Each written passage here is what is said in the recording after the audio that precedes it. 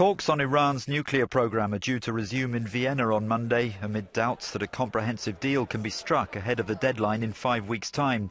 Recent negotiations made little progress following an interim accord agreed last year. The major powers will try again to persuade Tehran to rein in its nuclear program in exchange for easing economic sanctions. The Iranian president says he believes the issue can be settled by July the 20th.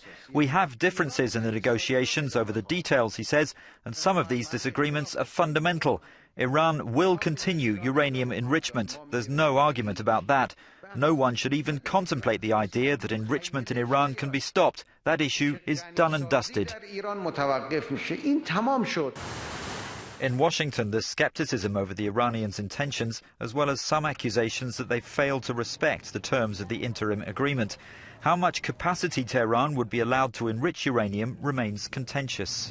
They believe they should maintain some degree of enrichment. That's really the sticking point here, or at least the central sticking point.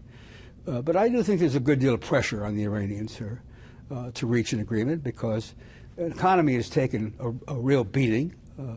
The sanctions have worked. It could be that more time is needed beyond the July deadline to strike a deal. But both Iran and the international powers may face domestic political pressures to argue for better terms during this extra time period, which would only complicate the negotiations further. Stefan Grobe, Euronews, Washington.